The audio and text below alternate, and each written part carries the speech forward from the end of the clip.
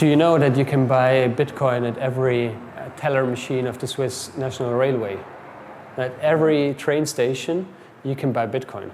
Switzerland, the land of milk chocolate, cuckoo clocks, pocket knives, exquisite handmade watches, mountains, bankers, and this.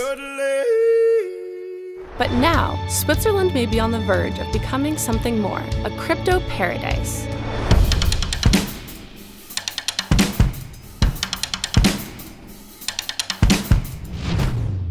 Hi, I'm Molly Jane from Cointelegraph, and we're coming to you from Zug. It's also known as the Crypto Valley, and Switzerland has been called the Crypto Nation, so we've come here to check it out. Long before Bitcoin was a gleam in Satoshi Nakamoto's eye, the city of Zug knew how to attract money. With a 14% corporate tax rate, one of the lowest in the world, it became home to nearly 30,000 companies, almost as many as there are people in the town. Now, Zug is home to more than 400 crypto enterprises, all happily ensconced in what has become known as Switzerland's Crypto Valley. And a gorgeous valley it is, with a large lake set against the backdrop of Switzerland's ever-snowy alpine peaks. It's almost beautiful enough to make us forget why we're here. We managed, however, to bring our eyes down from the mountains to meet with Dolphy Mueller, the mayor of Zug, who has presided over a policy of accepting Bitcoin to pay for some city services, making him, in a sense, the crypto mayor. Everybody in the world was interested what happens in Zug because we have been the first. We didn't know anything about Bitcoin, we didn't know anything about blockchain. And so we invited a student which explained us the difference between these things. We started it 2 years ago.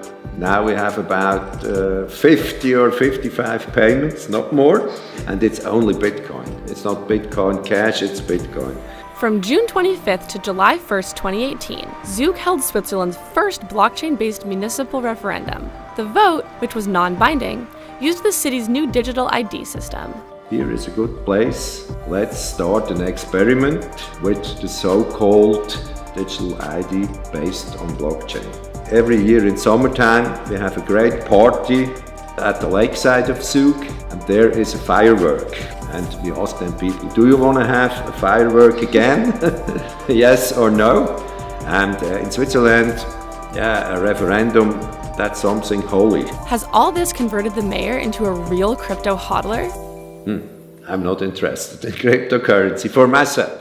Despite the crypto mayor's lack of personal enthusiasm, get with the program, fella. Zug's experiments with crypto are breaking new ground, and city services aren't the only things you can buy with it there.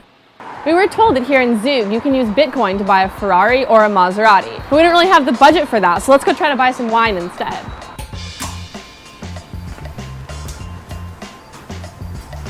Hello. Hi. Can I recommend you something? Yes, I'm looking to buy some nice wine, preferably from Switzerland, but I'd like to pay in Bitcoin. Can I do that here? Yeah, of course, yeah. Oh, great. You can just take this one that you just looked. It's a very nice wine. It's a Syrah. Paying with crypto was as easy as scanning a QR code. And the wine was delicious. So we left Zug and drove to Lucerne, another important city on the crypto map of Switzerland. Here, its prestigious university is offering courses on cryptocurrency and blockchain. Hey, now we're over here at the Lucerne University of Applied Sciences and Arts, where students can pay for everything with Bitcoin and other cryptocurrencies. Let's go talk to the dean. We have several programs that are focused on blockchain technologies and distributed ledger, so which are small ones, which only last for 2 days. We give a short insight. And we also have a longer program, which lasts for about 4 months, where we really actually get deep inside view in these activities. And right now, for next semester, we're also starting in the bachelor program with courses dedicated to blockchain and distributed ledger. All of which makes perfect sense, since the university president's last name is Hodl. So the universities are into it. But what about Swiss officialdom? Later that day, we met Thomas Moser, an alternate member of the board of Switzerland's central bank, who has been a bit of a downer about blockchain technology, at least according to the news. That was fake news. It's fake news. Actually, I didn't say it that way. What I said is that I think for innovation and technology to take the next step, it has to be something else than just a copy of existing products. The innovations in money usually came from the private sector. If you think of the banknote, that was not an invention by the state, that was not an invention by the central bank, that came from the private sector, from the commercial banks. And then people started to complain about it because there was fraud, a lot of people lost money, and then eventually got regulated as a first step, and as a second step it got nationalized. That's clearly something that could be also repeated with cryptocurrencies. We had our conversation with Thomas Moser on the embankment of Lake Zurich, just a few steps from his office in the central bank. The next day we were nearby at Bahnhofstrasse 3, the financial center of Zurich and its most expensive street. This is the address of Trust Square, the former home of a private Liechtenstein bank and now the largest blockchain hub in Switzerland. So Trust Square is a technology hub specialized on blockchain, and the history behind this is that several blockchain entrepreneurs wanted to have a community.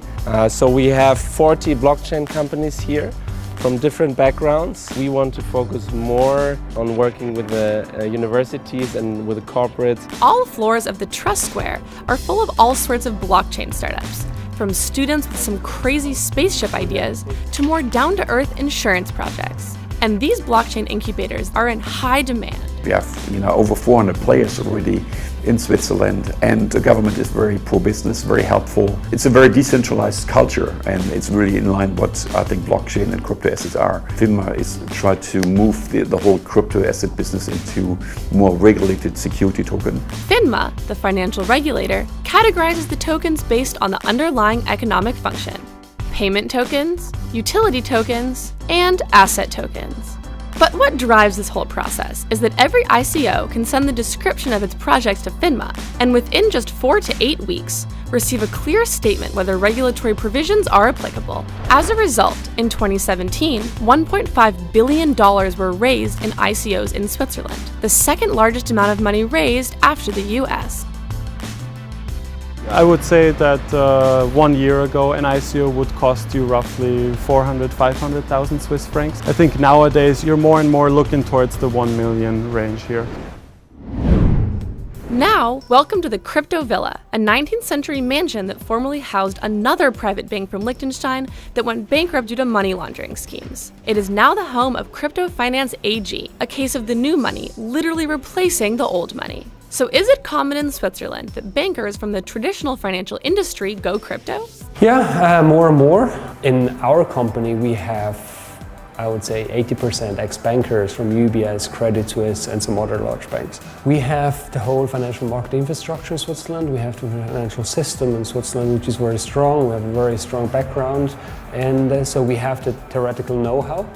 And then from a society perspective, we have a very decentralized government, we have democracy. This is matched very well with the whole crypto space. How difficult is it to open an account for a crypto or blockchain company? It's very difficult. There's only a handful of banks here in Switzerland that openly communicate that they want to have ICO clients open a bank account there. One of the problems still is that cryptocurrencies and Bitcoin still have this reputation of being used for illicit or criminal activities. And how beautiful will the ending be for cryptocurrency here? Let's just say that the signs are gorgeous. So is Switzerland a crypto nation after all? Currently, I say yes, we are a crypto nation on a very early stage, but we have everything to really become a big hub for crypto offering. So there's a high probability that we will see unicorns coming out of Switzerland in the next few years, because I think the foundation is in place. In the future, the blockchain technology will be a base technology that is used in a lot of applications, and the people actually won't realize that they're using a blockchain. I think at that stage we still have to think about what would it mean for monetary policy. What would it mean for financial stability? The question would also be, would there still be private banks? Would they still have a role in the payment system? We have to overcome some of our own hurdles and take some risks and move forward, because the competition is not sleeping. We'll give the final word to our favorite crypto mayor. I will be finished my work end of this year, and I always say it was a very beautiful final of my time as a mayor of Zug.